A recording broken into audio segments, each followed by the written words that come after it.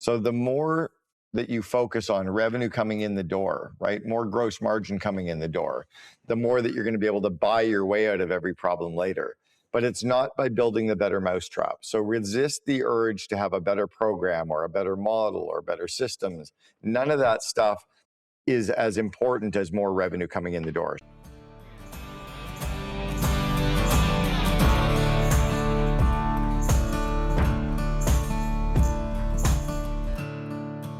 You're listening to the 7-Figure Leap podcast. We're here to leverage rich relationships and smart strategies to take your business to the next level.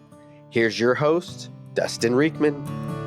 How do you scale a profitable business that's based on your expertise without feeling trapped in the business? So I have one of the world's leading experts on answering that question and how to effectively build a team around you to help you scale a business without losing the soul of what makes it so special and without losing the profitability. So Cameron Herold is here. I'm extremely excited to have Cameron as a guest. First taste, I think, of Cameron's work was I was reading The Miracle Morning for Entrepreneurs by Al Elrod, who's a fellow front row dad. And there was one chapter in there about this thing called a vivid vision. And if you've ever heard of a vivid vision, this man is responsible for that term and for all the power that's behind it. And he wrote an entire book about it, which I subsequently went and devoured. And Cameron's went on to write 6 different books, from Vivid Vision to Second in Command. He hosts a podcast called Second in Command.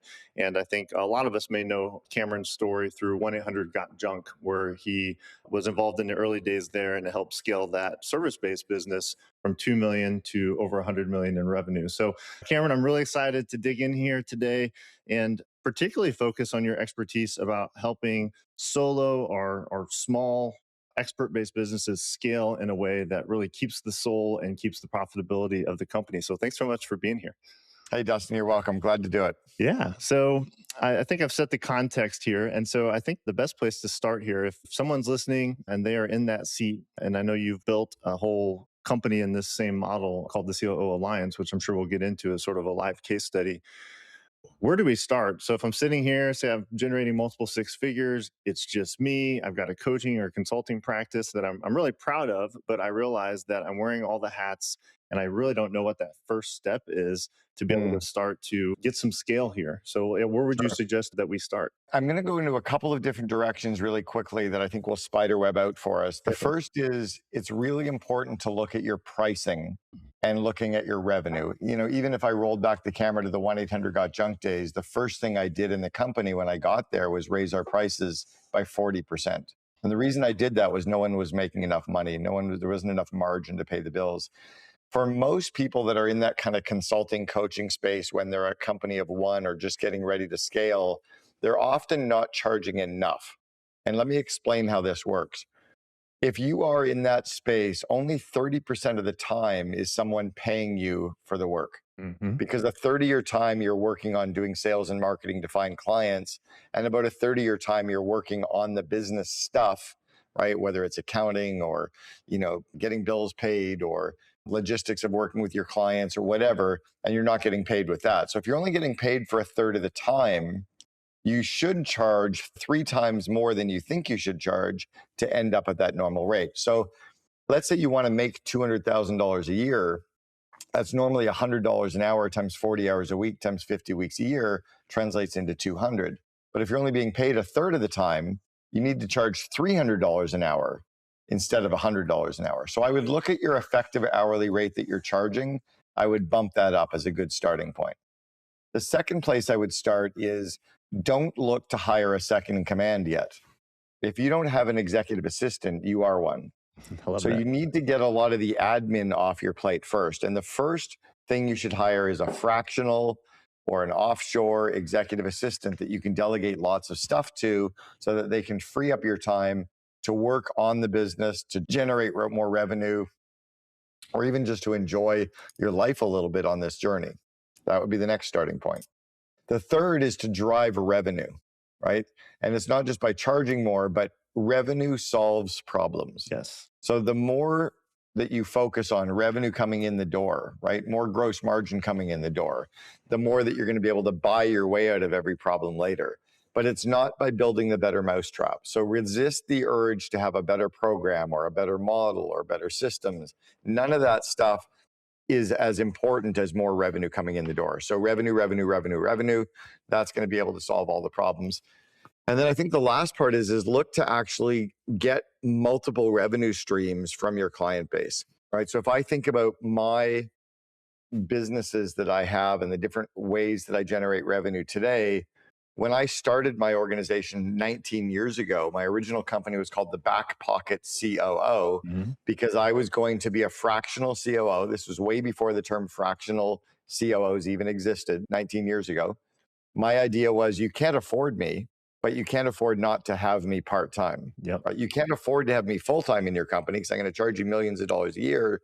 But if you could have me fractionally once in a while, coaching, consulting, speaking, whatever, the upside is going to be too valuable for you. So the revenue that I have and all of my revenue streams solve one core purpose: to help entrepreneurs make their vivid vision come true. Everything I do makes that happen, whether it's my 7 books, my 7th just came out last week, and I co-authored The Miracle Morning for Entrepreneurs with Hal Elrod. Yep.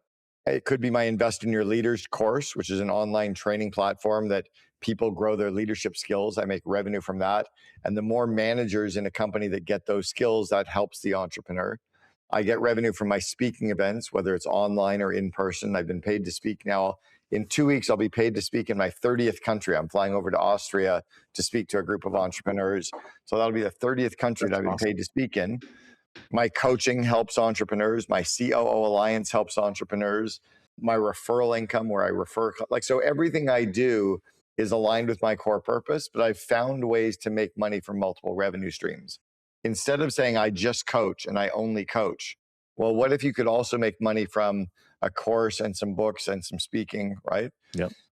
Back in the early days, people would say, do you run strategic planning sessions? My answer back in the first 5 or 7 years of building my company was, the answer is yes. What do you want to pay me I was going to say, depends. Yeah. Yeah. Right? I can make that you happen. want to pay me to coach? Yes, I coach. You want to pay me to consult? Yes, I consult. You want to pay me to speak? I speak. You want to pay me to write a book? I'll write a book. In fact, my very first book, Double Double, the reason I wrote it was the founder of a company called grasshopper.com asked me to write his PR manual to train his in-house PR team on how to generate public relations, PR. And I was like, yeah, I don't do that. And he goes, I'll pay you $5,000 to write the PR manual. And I said, I will have it to you in 2 weeks. Right? Yeah. And then that PR manual became the chapter for my book, Double Double, which I later expanded to become my book, Free PR. Yep. So if I had said no, then I would have missed that opportunity. I probably wouldn't have written my first book. I wouldn't have been able to but saying yes because it aligned with my core purpose. If I wrote his PR manual, that would help him build his company. But if I was so focused on, no, I'm only coaching, I would have missed all those opportunities. So say yes to revenue that drives towards your core purpose, and say no to revenue that is not aligned with your core purpose. So if a government agency comes and says, will you speak to us? I say no, because it takes me away from my core of helping entrepreneurs, right? And I would speak to all these government people and they'd be, yeah, Cameron's too entrepreneurial. Yeah, I fucking am. I say no to corporate audiences all the time because it's just not, I don't fit in a corporate environment. Yeah. I don't dress that way. I don't talk that way. So it would ruin my brand and it would take me away from time with my entrepreneurial. So those would be my core focus points. And then the last one is start to delegate everything except genius. If you're going to be building a company, stop the urge to do the work. Yes. And if you say, well, I don't have anyone to delegate it to, find someone, fractional or full-time or whatever, but delegate it anyway. Just pick someone and then coach them and develop them so that you can get stuff off your plate. And that's where scale is going to come from. Man. Amazing answer, of course. A lot of directions we could go with that. I think the one glaring question that comes up for me, if someone's been in the work, so they left a corporate job, they're doing coaching, they're doing consulting, they're really happy with the level of income, but they don't see a path forward to remove themselves out of any of the seats. You mentioned the first hire, executive assistant, because if you don't have one, you are one. I think that's really key. But the thing that really stood out to me is how articulate and clear you are on your purpose, right? And you said this purpose is tied to your vivid vision, and your purpose, of course, is tied to the other vivid visions of the entrepreneurs that you serve. So that becomes a very important filter. I got a bit of a helping hand with my core purpose years ago. Do you know the name Simon Sinek? Yeah, absolutely. So Simon was on our board of advisors 5 years before he wrote the book Start With Why. Wow, So that's awesome. 5 years before he did the TEDx talk. So he was at my home for dinner one night in 2004, and we were talking just about stuff. And he said, he was asking me about core purpose, what my why. And again, this was way before people knew who he was. He ran a 5-person marketing agency for years when I knew him. And he identified that the reason I did what I did was I kept seeing entrepreneurs like flies banging their head on the window and ending up dead on the windowsill, right? Their company going bankrupt, struggling for hard, their marriage was at risk. And I'm like, there's always a shortcut. There's this easier path.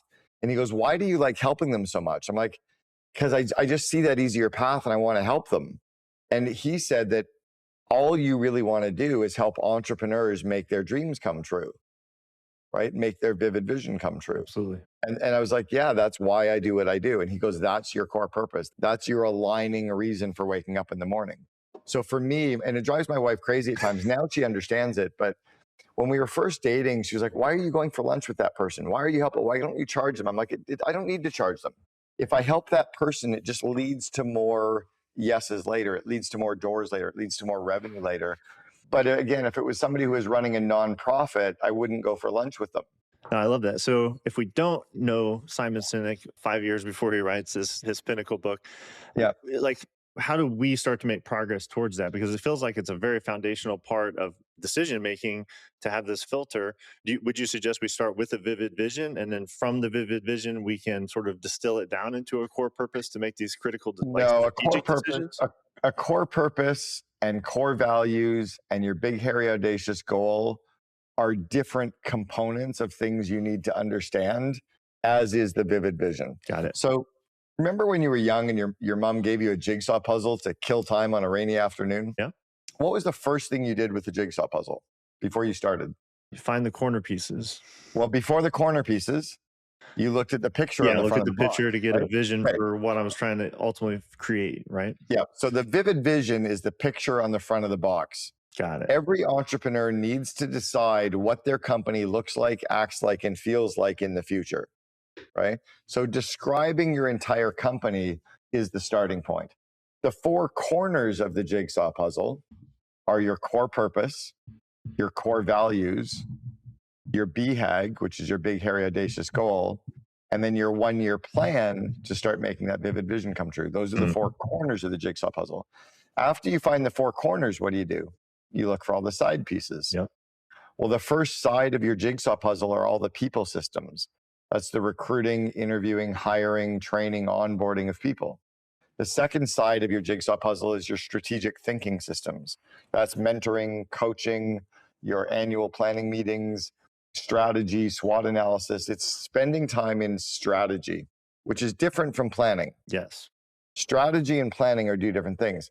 Planning is part of your third side of the systems, which are all of your meeting rhythms, right? Your meeting rhythms are like your annuals, your financial meetings, your one-on-one meetings, your daily huddles, your L10s, your coaching meetings. All of your meeting rhythms are your third side.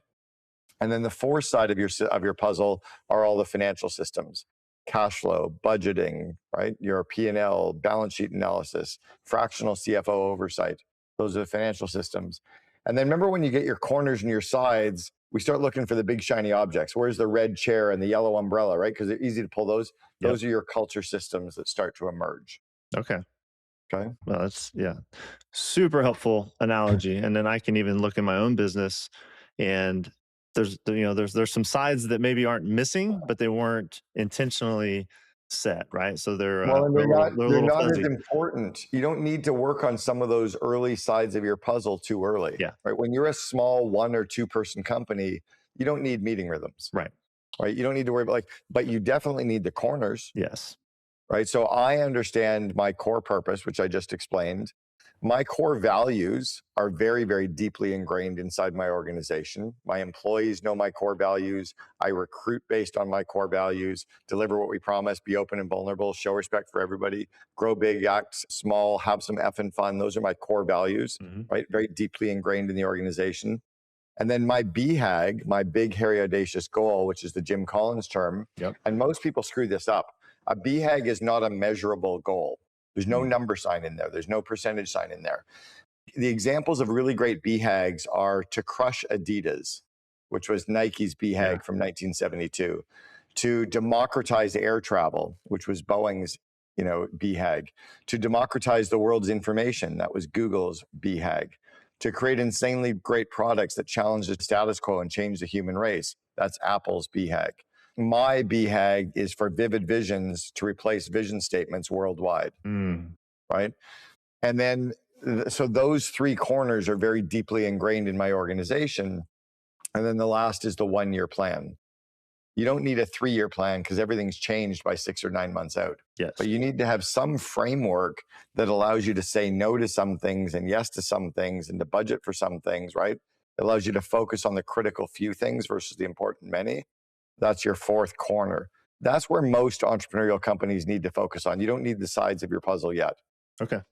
No, that's super helpful. And if you've got your 4 corners, would you say, obviously you would say start with the vivid vision, so you at least know like what do you really want, be able to give some life to that and some objectivity to that, and be able to operationalize that vision. And then you've got the 4 corners. And then it sounds like those 4 corners, especially the core purpose and core values, would be important to have in place, at least in a draft level, before you hire even the first executive assistant, because you want to find someone who's aligned with your values. I would think would be one of the primary metrics or filters for that hiring process of anyone that you consider a team member. Is that accurate? Yeah, early stage, you're not even really looking for team members as much as you're just looking for people to help you get some stuff done. Yeah. That's really the key, is I just need some people to help me get some stuff done. Don't even put a title on them in the early days, right? The titles are so much less important than just, I need these things. Who can I get to help me do these things? Then you can move towards having a team later. Yes. Okay.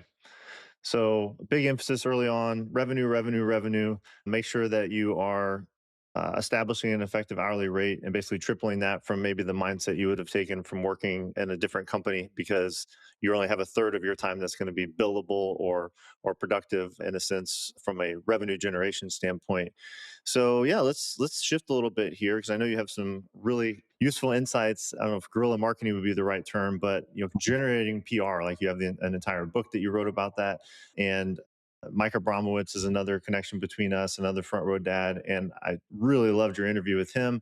The focus there was a little more on service-based businesses, but you had part of that interview that I wrote a lot of notes about. And it was these 5 core stories basically that you can leverage repeatedly to generate PR, or, in today's nomenclature, maybe social media attention, leads, appearances on podcasts, things like that. So would you like to share some of that through the lens of, hey, you're an expert, you've got this niche expertise that people would love to know more about. How do you package that up and deploy it? I got to learn very early in life how people generate press coverage. Mm-hmm. Most people think that press coverage, whether it's in a newspaper or a magazine or a TV show, radio station, blogger, podcaster, e-zine, etc., most people think that someone did something that was newsworthy, that had that media outlet find out about you and want to cover the story. Kind of like the Peter Parker out there trying to get the good, that doesn't happen anymore. Yeah. The days of a news outlet being able to afford to pay somebody to go out and find a story are over. And they've been over for years. More often than not, the news outlet has someone calling them to tell them about a story, and they go, oh, that's interesting. Yeah, we'll cover that. And the reason I learned it at such a young age was we grew up in a small city in Canada called Sudbury, and my dad was always in the newspaper. Now, when I first saw that, I thought my dad was really important. And my dad said, no, I just called the newspaper and told them what they were doing. And then they came out and took the photo. I'm like, that's amazing. So I was running my first business. I was 20 years old. I had 12 employees. I was painting houses in Sudbury. And I decided to try to see if I could get some press coverage so that everybody in the city would know about me from the newspaper. And I called the newspaper. I actually called the photographer whose name was beside a photo in a newspaper article. And I said, hey, Tom, his name was Tom Cohen. I said, would you like to come and I'm a student running my own business and I'm employing other students in the city. It's a tough summer to get jobs. I think you could come and do a good story. And here's the photo we could have, a bunch of students painting a house. And he goes, I love that story. I go, and we're 6 blocks away from your office. Why don't you come up to the job site and just take a quick photo? So he did. He was there an hour later, took a photo. We were in the newspaper. I learned 2 things from that. One, it was very easy to get the story by just calling the person who did the photos and explaining to them why it would help them. Number 2, nobody beat a path to my door because I was in the newspaper. Yes. Yeah. Right? The next day, nobody knew because there was more news. However, I took the clipping from the newspaper and I put it in the front of my client binder. And every potential client that I talked to going forward saw that I had been in the newspaper, the Sudbury Star. That third-party credibility was like, oh, you must be important, because they don't know that I just called him to get the story. Right. All they knew was the newspaper's not covering any other house painters. In fact, I told them the newspaper wasn't covering any other house painters. So that third-party credibility is what really moved the business forward. So the lesson there is that regardless of what press coverage you get, even when we got 1-800-GOT-JUNK on Oprah in 2003, being on Oprah was really powerful for 2 or 3 days. But what's been really powerful was telling people we were on Oprah for the next 23 years. Oh, man. Yeah. It's what you do with the story that's important, not the story you get, right? Mike, I was on Mike's podcast. Mike and I will be skiing together in Austria in 10 days. The fact that I was on his podcast was good, but now I can take that clip and I can put it on my media page of my website. I can share his podcast 3 times this year on Facebook, because nobody will see it the first or second time anyway. Some will, but I can share it 3 times on Facebook, 3 times on LinkedIn, 3 times on Instagram. I can email it out to my list. The clips that do well on Facebook and LinkedIn, I can actually boost those later and drive some traffic to them. And then I can take the clip that I was on with him and I can slice it into 10 shorts and I can push those out on TikTok and Instagram and Facebook and LinkedIn. So the value is what I do with the press, not the press that I get. Yes, absolutely. Yeah. And as I shared before we recorded, one of the primary things we're doing is helping the same coach consultant earn media in a sense of podcast guesting specifically, right? It's pretty much a universally available platform. Hosts are looking for great stories. They're looking for inspirational and practical advice for their audience. And one of the things we say over and over and over again is getting on the right show, telling the right story, having a great call to action is about 20%, right? Like when it gets published, you've done about 20% of the work as far as leveraging that opportunity. 80% happens after it's published because of just the things you just said. Now you have an asset to leverage. The analogy that I use, and here's an example behind you. You've got a guitar sitting behind you right now. It's doing nothing. It's just sitting there. Right. A story is like a guitar. But if you pick up the guitar and start playing it, then there's some value there, right? Yep. So I always say that a story is like a log, just a big chunk of wood. If I get on 5 podcasts, now I've got 5 logs or 5 big chunks of wood. I have to light those logs on fire to get some value. But when you were 12, 13 years old and you and your buddies lit a fire, what did you like to do with it then? What do we like to do with it? Usually throw things into it and stoke it, get it even higher, right? Absolutely, bigger and bigger. I like to pour gas on the fire, right? I didn't want to say that, but yes, absolutely. Yeah. So if you get a whole bunch of stories in the press, that's cool. If you put them on Facebook, that's cool. But then if you drive traffic to it, that's pouring gas on the fire to make sure that everybody sees it. That's the real value that you get from PR. And let me just really quickly explain the core stories that everybody who's listening or watching can get for their business. The first one is called the Genesis story. It's how you started. It's why you started your coaching or consulting business, why you started helping entrepreneurs or whoever you help. It's why you quit your crappy job and went out on your own, right? The second is called the hero's journey. It's where you stumbled, where you fell, where you almost went bankrupt, where you almost quit, and the lessons you learned from that and how you overcame adversity. It's that hero's journey arc that almost every movie is kind of written about, right? That hero's journey. The third is around your culture, right? The culture that you build with your organization. It's how you live core values. It's how you draw, it's that cultural story of building a business. Probably not as easy to get when you're a one-person company, but once you've built something up, there's a story there. The fourth is how you're leveraging technology, how you're leveraging AI, how you're leveraging the tech stack, and how you're using automations to help you scale up your business, because that educates and inspires lots of other business owners. And then the fourth is about your customer. It's how your product or your service has helped a customer get a result and grow their business or remove obstacles or build a better life, right? Beautiful. Yeah. And so those are the hooks. Basically, those are the stories that you can pre-create, and then that's what you take to the various, PR, media, podcast outlets, because they're really interesting. They're going to be unique to you. There's value there for that audience that receives them, and of course, they paint you in a great light and create a lot of credibility when you have a platform that you're invited onto to share those stories. So, Genesis story, hero's journey, which we've talked a lot about on this podcast through the lens of story brand and story-based marketing, the culture story, which, like you said, may not be as applicable early on, but if you have your core values defined and you've got this purpose, like that makes a great story. And then technology, which of course right now is, and probably always is in some form or fashion, a really hot topic. And then Been hot for 30 years. Yeah, absolutely. Yeah, that's true. Here's what's beautiful about this is none of these stories are time sensitive. Yes, they're all evergreen. Yeah. They last forever. And the cool thing is a media outlet, if they're covering you and all of a sudden there's a big story that's happening, they can put your story aside and they can tell it on Thursday instead.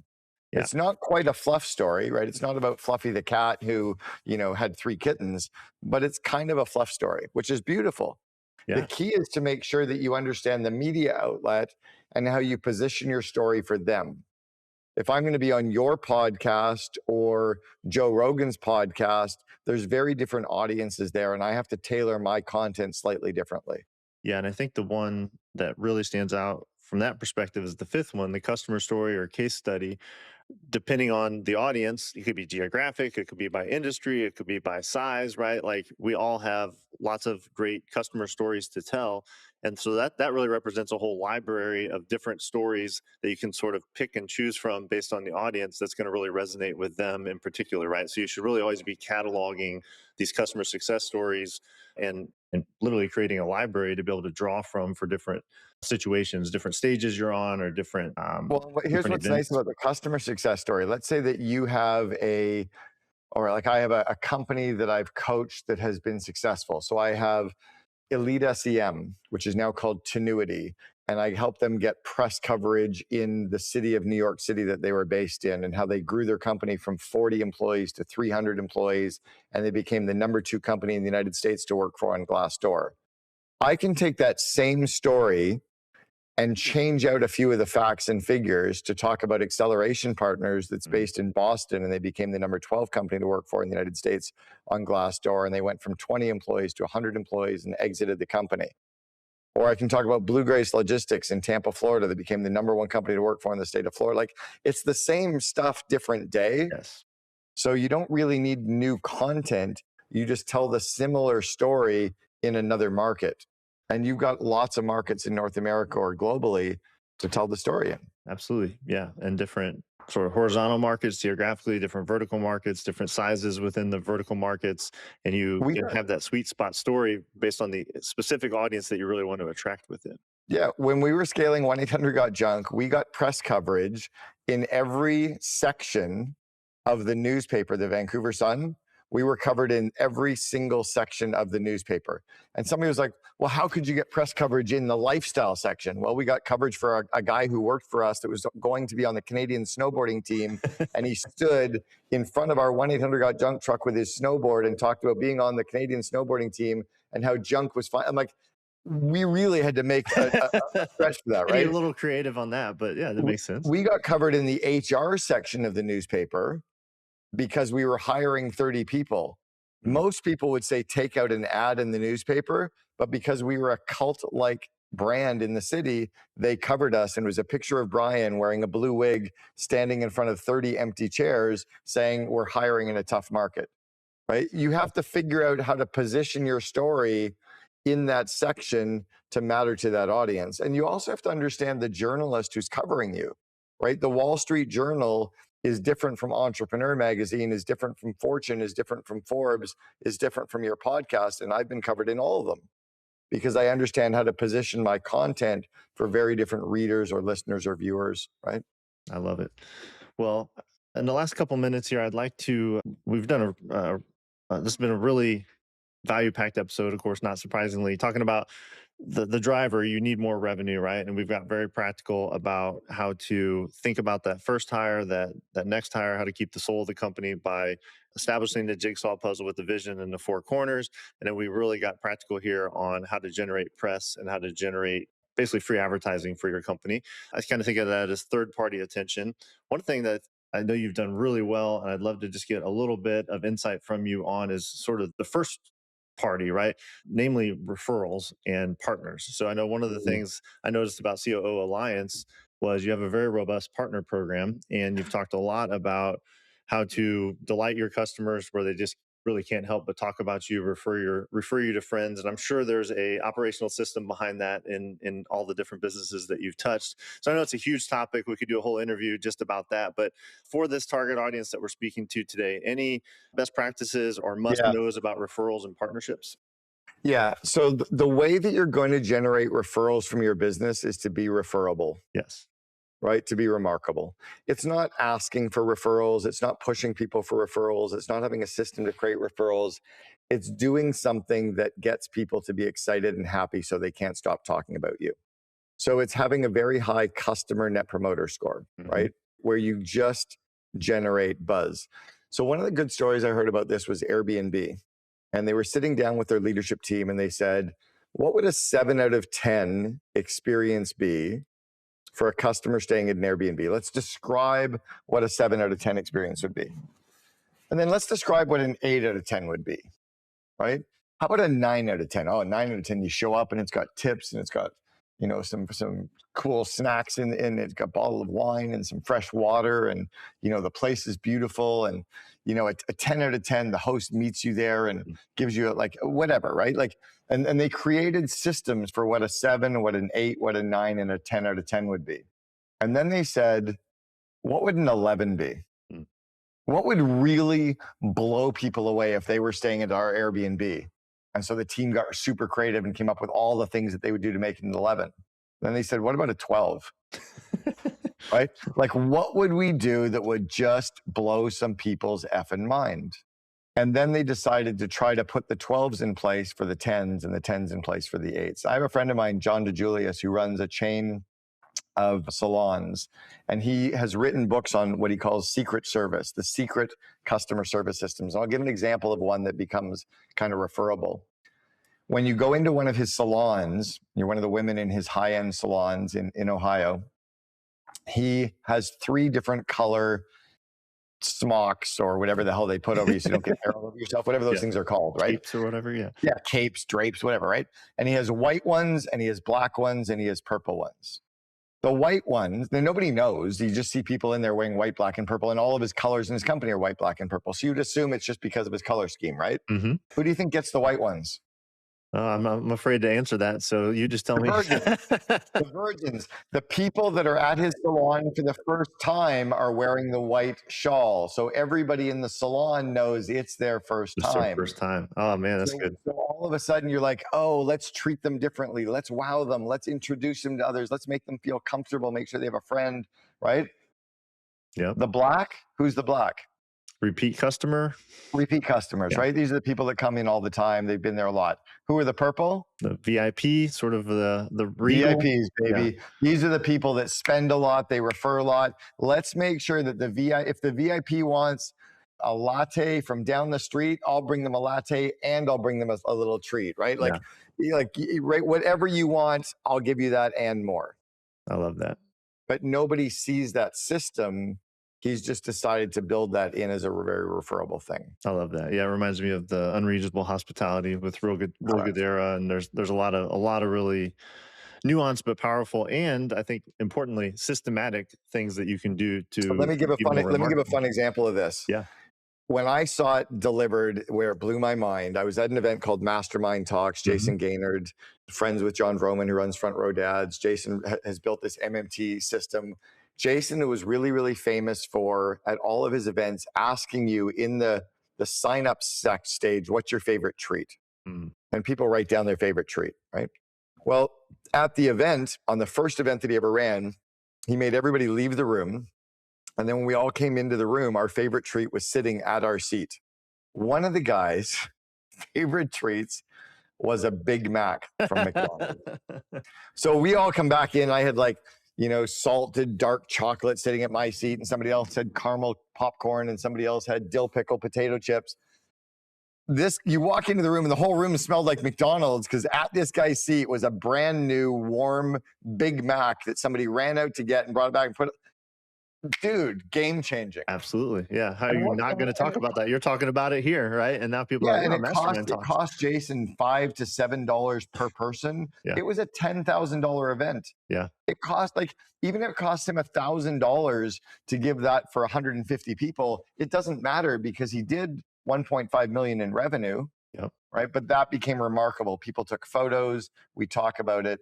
That's what does it. That's beautiful. Well, I'm sure that's got the listeners' wheels turning. I know it has my wheels turning. I'm hosting an in-person retreat here in a couple months. We're in the planning of that. And it's like, how can I make that an absolutely remarkable experience? And it could be something as simple as what you just described, and might steal that one from Jason. I think that's I stole it in every one of our COO Alliance events for the last 10 years. In the gift bags is a snack from people. And I just can't wait for someone to put like a burger of some sort in there so I can make that happen. I love it. Well, Cameron, you're very generous with your wisdom, your time. This has been an absolute gift to me, and I'm sure it's been a gift to everyone who's heard it. So if people want to learn more about you, they want to pick up one of your books, they want to listen to the Second in Command podcast, what's the best home base for people to get more Cameron in their life? Yeah, easiest place to find all the information, my books, my podcast, my course, everything is at CameronHerold.com, and it's HEROLD. So CameronHerold.com. All right, CameronHerold.com. Well, thanks again, Cameron, for being here, for enlightening us on this very practical sort of guerrilla marketing way to grow a solo business with soul. Absolutely loved it. You're so welcome. Thanks, Dustin.